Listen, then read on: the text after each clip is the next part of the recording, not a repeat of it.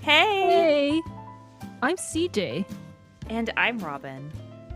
and welcome to the Cozy Kitchen. Come and make yourself comfortable here with us by the fire. Let's chat about baking, friendship, and cozy hobbies. And if there's time and enough tea, maybe we'll even unravel some traumatic backstories. I mean, there should always be enough tea.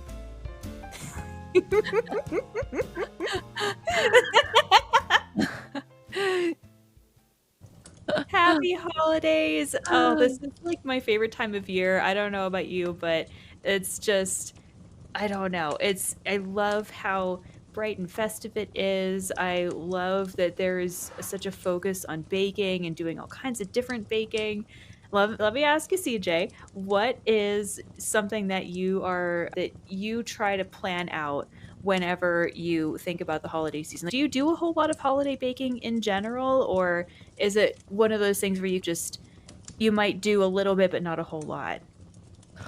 I think it really depends on the year and what's happening. So, for example, I'm actually going to a holiday party today, and so I baked cookies last night to bring. Uh, Delicious. yes. So it really depends on what's happening, who am I seeing, and in this case, there's just like a bunch of people. It's like a potluck type of thing. So I baked little tiny chocolate chip cookies.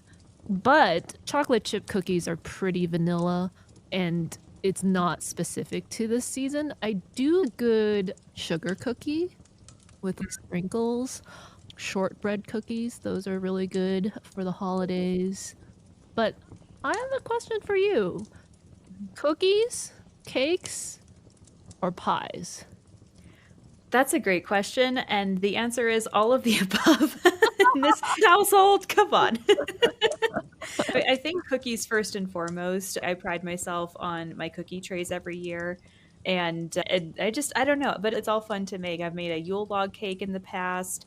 I've made pies for the holiday season before. And so it's just all fun to me. I like to almost use this holiday season as an excuse to break out of my comfort zone a little bit more, make flavors that I don't normally use, or make recipes that might be a little bit more intimidating, which is it's a blessing and a curse because on the one hand I get to learn about how to make something.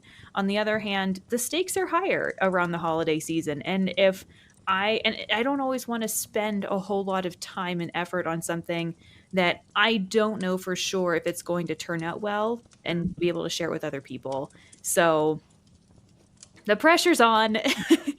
And oh, sorry, go ahead. Oh no, give me an example of this year. What are you pushing yourself on? What do you want to make?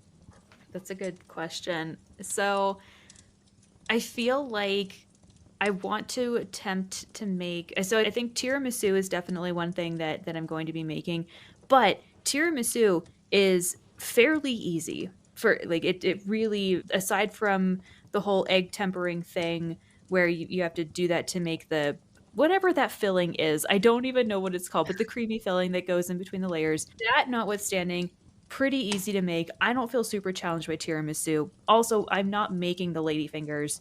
Those Mhm. I bought from the store because I have certain principles about which types of bakes I buy from the store. I don't make my own pie crust.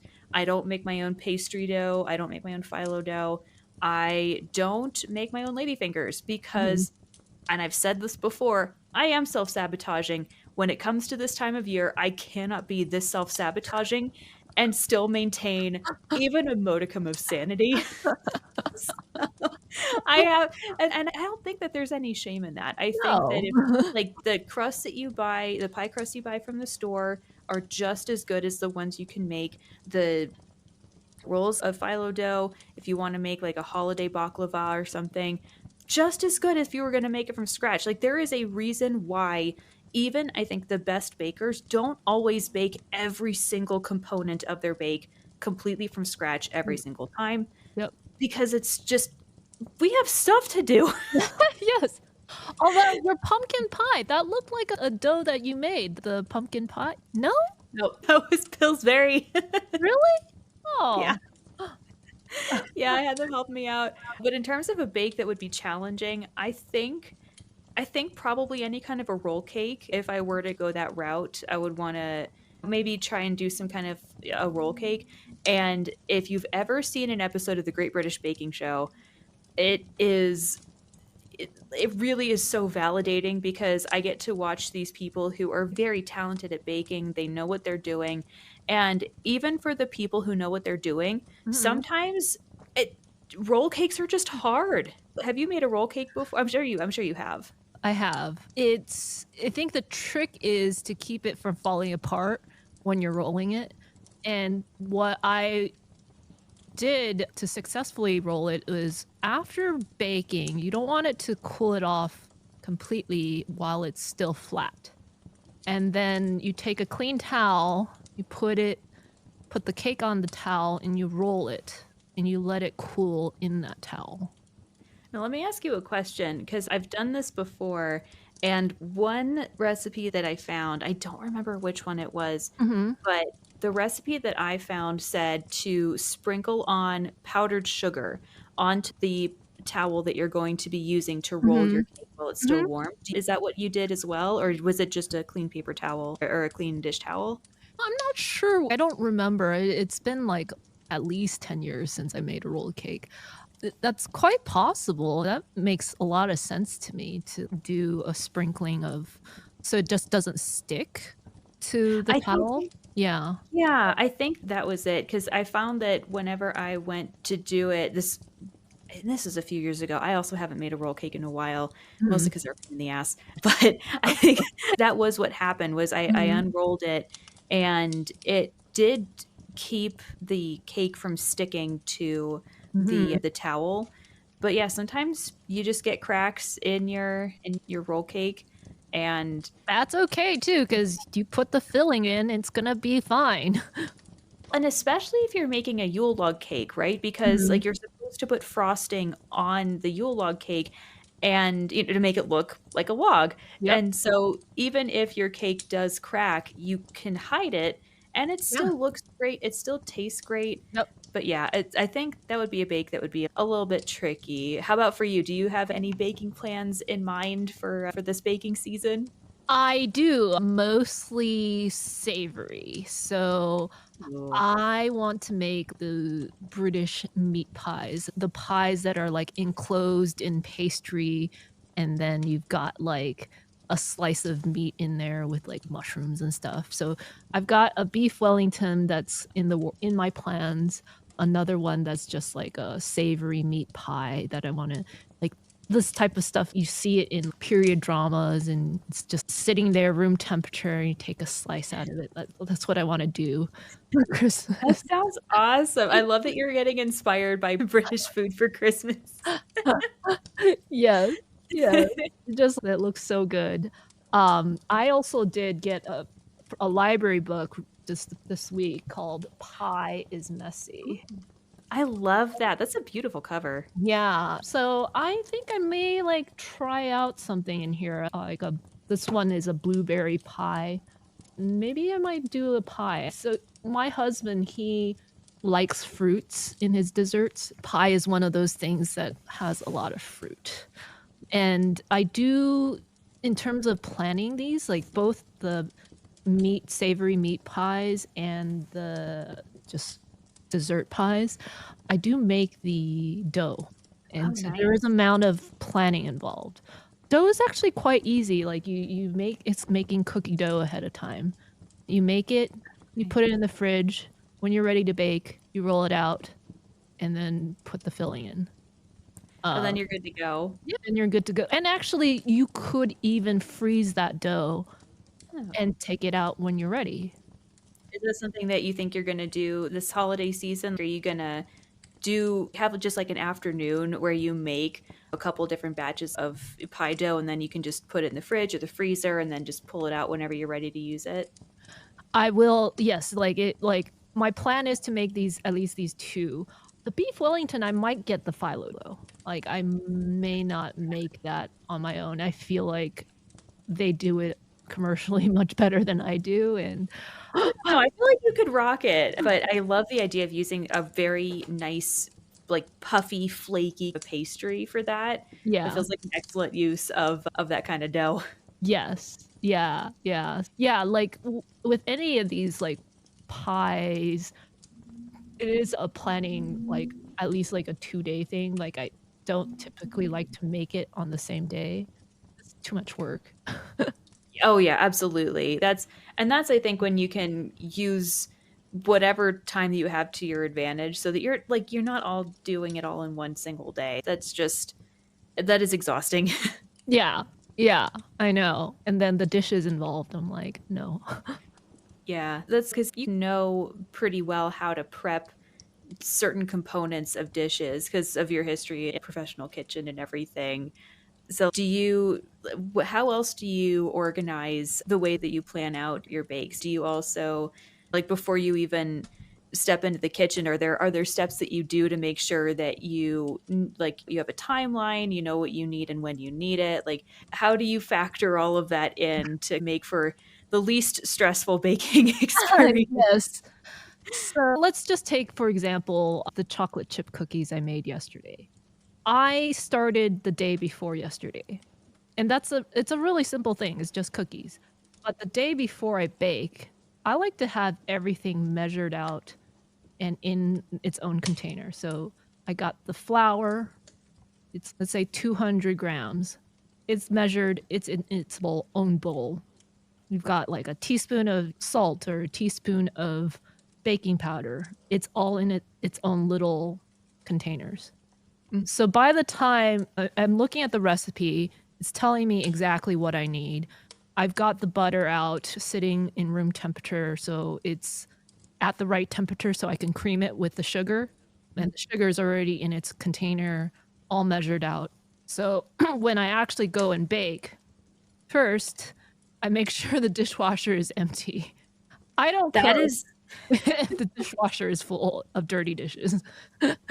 That is such an underrated tip, and that is not something that I would have thought of, but it makes so much sense because you can when if the dishwasher is empty, you can just toss stuff in there right after you're done with it, like spatulas, measuring spoons, all that jazz, just straight in there. Because I don't know if let me know if this is something that you tend to do in your kitchen as well, but when I'm baking or cooking, I have to clean as I go because my brain gets too chaotic, and if I have just random wrappers and dirty dishes and every like eggshells, whatever it is, just lying around, I feel like I'm gonna jump out of my skin. Like, I need to clean as I go, Mhm. and is that similar to you? Like, you have to have clean spaces, everything's gotta be orderly. Is that Yep, your yep. vibe too? And I'm like that now, but when I finally, like, moved out of my parents' place and started cooking for myself, that was not the case. Like, my mom and my grandmother, by extension, like, when they cooked, it was like a war zone, and I that's what I learned, that's the way you cook, it's just a war zone, and, like, my mom didn't know how to organize and prep so that it wasn't chaotic, and so her solution was everyone eats out of paper plates, and she doesn't have to do dishes. That's a way to do it. Yeah. And this was, like, throughout your whole childhood? A good chunk of it, yeah, like, we had disposable chopsticks and paper bowls and paper cups and all from Costco, because Costco, you could get it for cheap, and she didn't have to do the dishes, and, if you drink a soup out of a paper bowl, you will quickly realize how the edge of that bowl, it's not a pleasant experience, but my mom didn't wanna do dishes, and I can understand why. You spent all day cooking, and if your husband's not gonna help you with that cleaning process, like, you're eating out of paper plates because someone's gotta do something.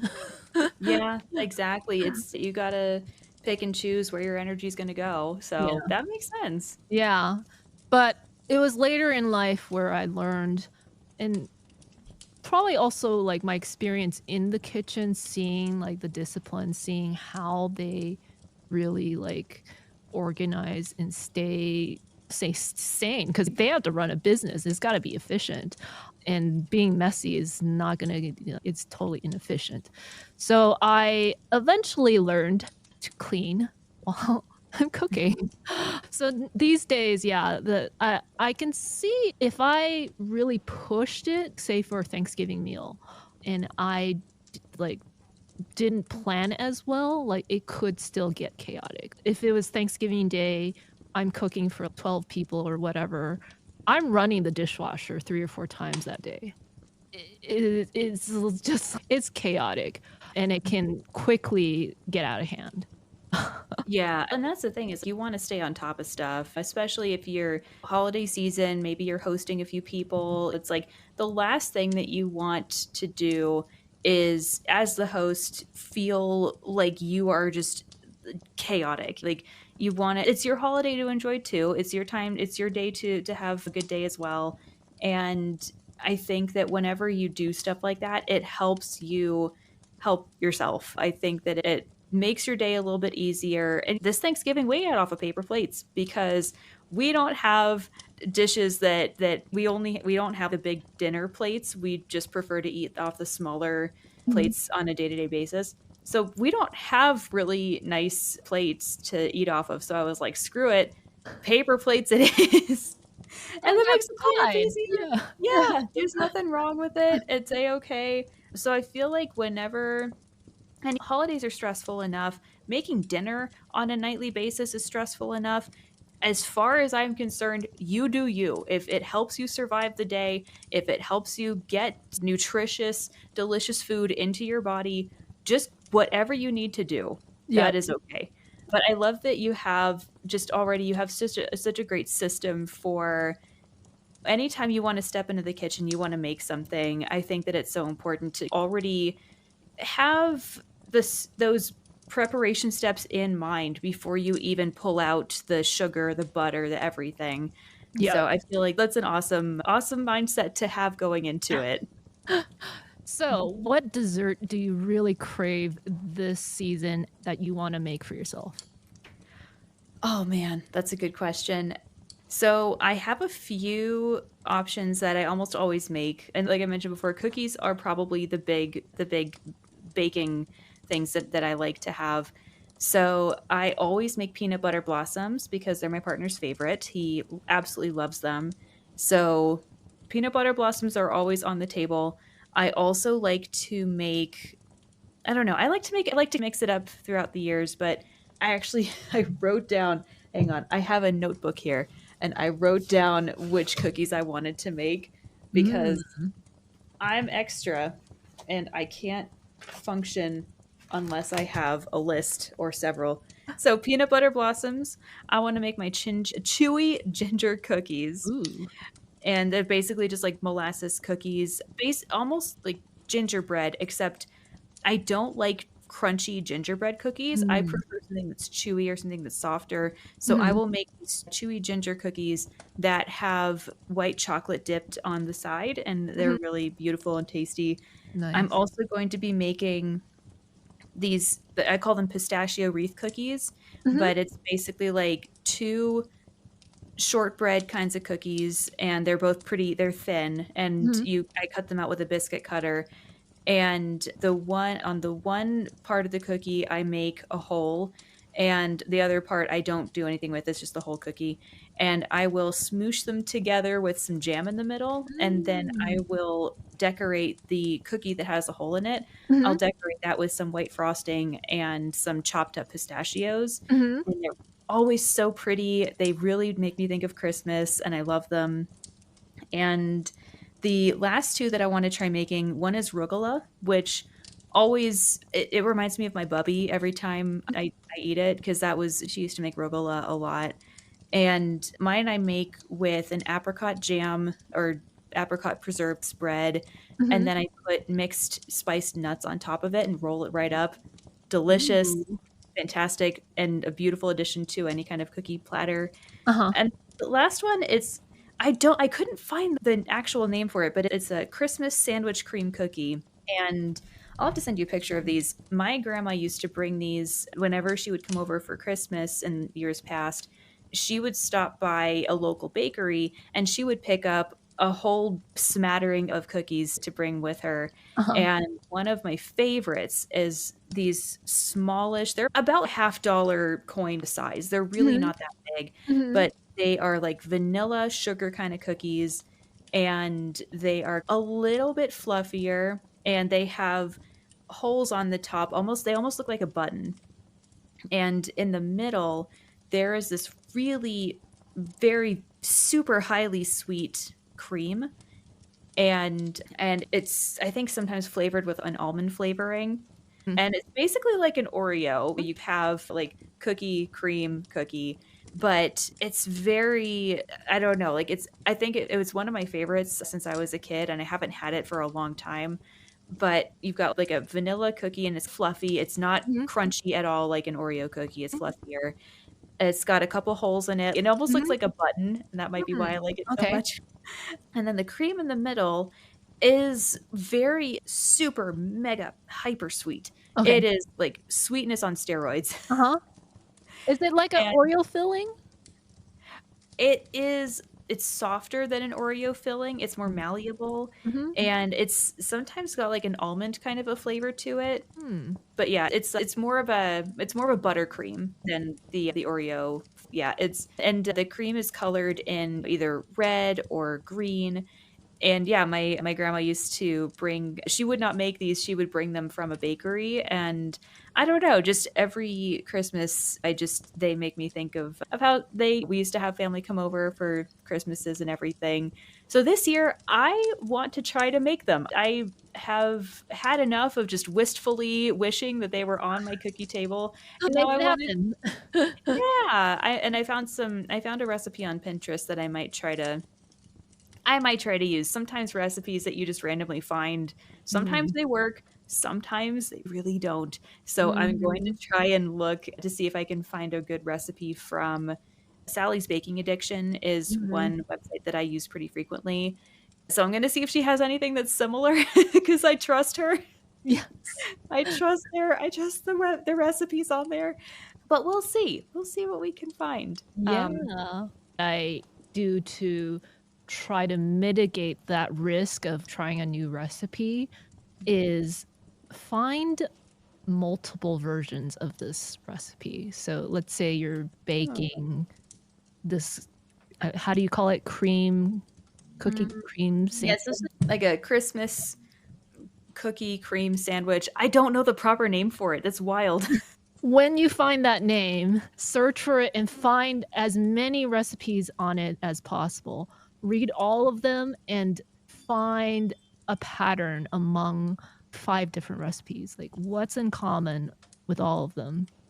And then you'll get a sense of, "Okay, this is how it's typically made." And then with your own experience, and you have a ton of cookie experience, you make it yourself. You make your own flavor of it, like, the way you like it.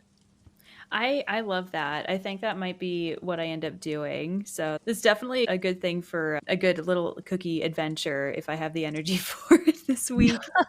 And that's the other thing, that as far as planning out my holiday bakes, and I would love to get your thoughts on this. There are I very much overestimate how much time and energy I'm going to have. And so I always want to start my cookie baking fairly early in the season, freeze cookies when I can. Obviously I want things to be fresh and good to go, but I also know that I am just not going to have the time and energy to be making a whole bunch of cookies at the very last minute because nobody does.